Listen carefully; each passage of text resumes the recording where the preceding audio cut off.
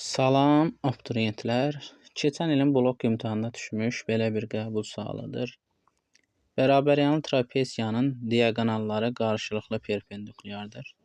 Oturacaqlar 12 və 18-dir. Trapesiyanın sahəsini tapmaq üçün trapesiyanın hündürlüyünü bilmək şərtdir. Trapesiyanın hündürlüyünü çəkirəm. Bu deməli bərabəryanlı trapesiya olduğundan burada 12-dir. Və bərabəryanlı trapesiyada hündürlüklərin böldüyü məsafələr bərabərdir. Bütöv 18 eləməsi üçün bura 3 və bura 3 qalır. Diaqonallar qarşılıqlı perpendikulyardır.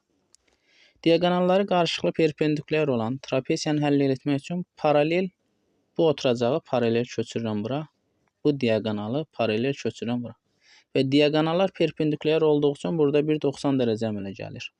Və oturacaq 12-dir, bu oturacaq da 12-dir. Deməli bizim əlimizdə belə bir üçbucaq var. Diqqət eləsəz. Təpə bucaq 90 dərəcədir və hündürlük var. Və bu bütöv 15 və 15 olan hissələrə bölünür. Biz də bilirik ki, düzbucaqlı üçbucaqda hündürlüyün kvadratı bərabərdir bölündüyü hissələrin hasilinə. Buradan haşı 15 alınmış, alırıq. Sahəni tapmaq üçün sahə oturacaqlar cəmlənir. Yəni ki, S bərabərdir. Oturacaqlar 18 plus 12 bölünür yarıya və vurulur hündürlüyə. Bu da eləyir 225. Belə bir maraqlı sual idi.